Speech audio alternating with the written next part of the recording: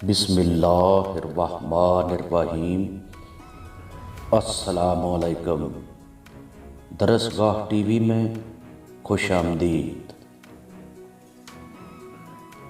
صحیح بخاری اور صحیح مسلم میں سیدنا ابو ہریرہ رضی اللہ تعالی عنہ سے مروی ہے کہ رسول اللہ صلی اللہ علیہ وسلم نے ارشاد فرمایا، پوری تاریخ انسانی میں صرف 3 بچوں نے گہوارے میں گفتگو کی۔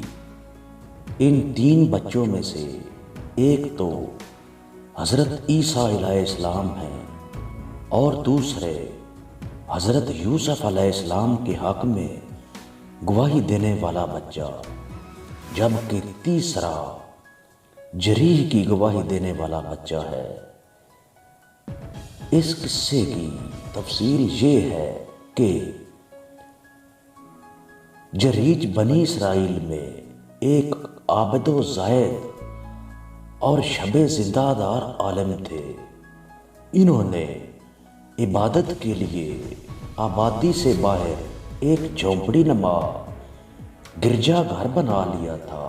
ایک دن وہ عبادت میں مشغول تھے، ان کی والدہ ایک لمبی مسافت طے کر کے ان سے ملنے آئی اور آواز دی، اے جریح۔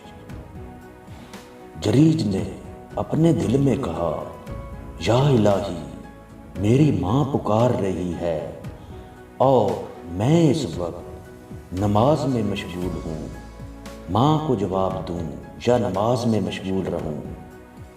بہرحال وہ اپنی سوابدید کے مطابق نماز پڑھتے رہے اور ماں کو پکار کا جواب نہیں دیا۔ ماں واپس چلی گئی۔ دوسرے دن وہ پھر آئی۔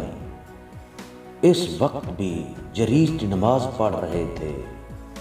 ماں نے آواز دی، اے جریح۔ جریح نے اپنے دل میں کہا، یا الہی، میں تیری عبادت میں مشغول ہوں، ادھر میری ماں مجھے پکار رہی ہے، میں کیا کروں؟ بہرحال اس کشمکش کے باوجود وہ نماز میں مشغول رہے۔ ماں واپس چلی آئی۔ تیسرے دن ماں پھر آئی۔ اس دن بھی جریح عبادت میں مشغول تھے۔ ماں نے آواز دی، بیٹا جریح۔ جریح نے پھر دل ہی دل میں کہا، اے میرے پروردگار، میری ماں اور میری نماز، اور وہ چپ چاپ حسب معمول نماز ہی پڑھتے رہے۔ ماں کی صدا کا جواب نہیں دیا۔ ماں کے منہ سے بد دعا نکل گئی، خدایا، اسے اس وقت تک موت نہ آئے جب تک یہ بدکار عورتوں کے منہ نہ دیکھ لے۔ جریح کی ماں بد دعا کر کے واپس چلی گئی۔ بنو اسرائیل میں جریح کے بارے میں چہم گوئیاں ہونے لگی۔ وہ جریح کی عبادت پر حسد کرنے لگے۔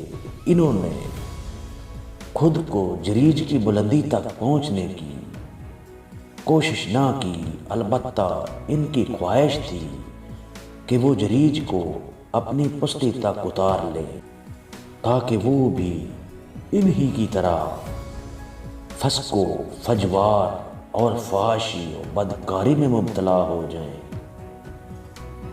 بنو اسرائیل نے حدود الہی پامال کر کے پردے کی اہمیت کو فراموش کر دیا تھا، لہٰذا عورتوں اور مردوں کا باہمی اختلاط شروع ہو گیا۔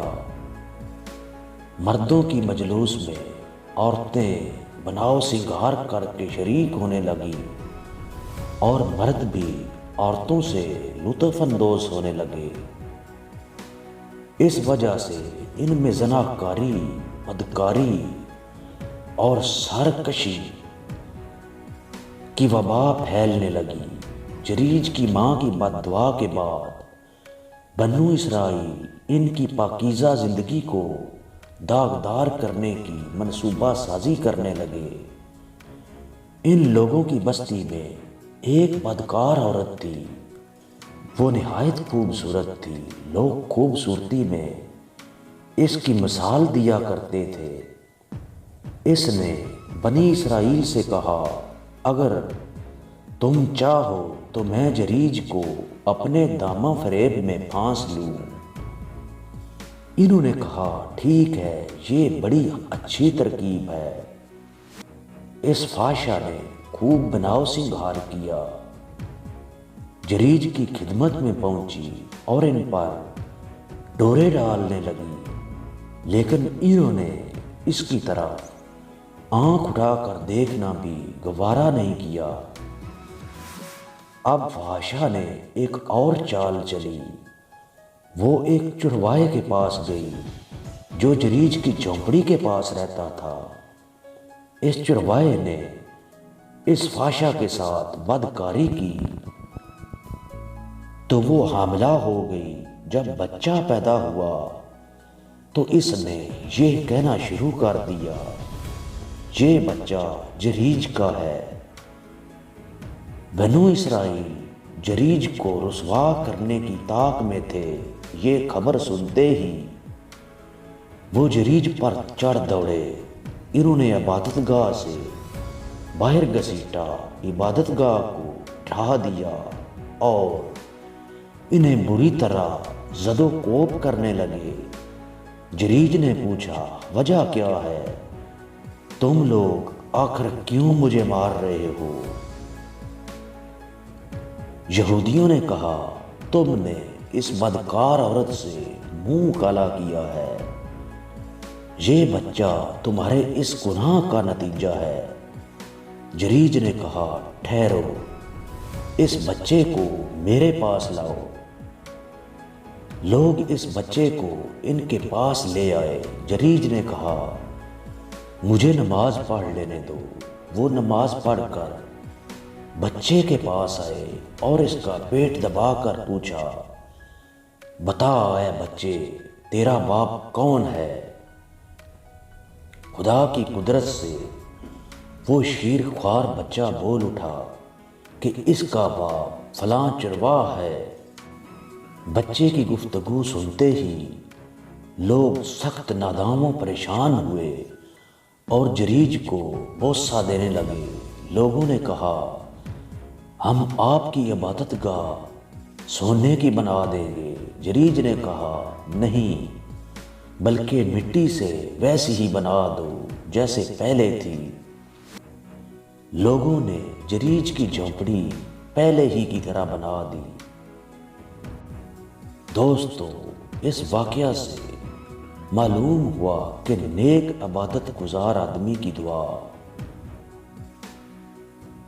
خدا تعالی برتر قبول فرماتے ہیں، اور یہ بھی پتہ چلتا ہے کہ آدمی جتنا بھی عبادت گزار ہو مگر والدین کو راضی رکھنا بے حد ضروری ہے، کیونکہ ان کی بد دعا اپنا اثر ضرور دکھاتی ہے۔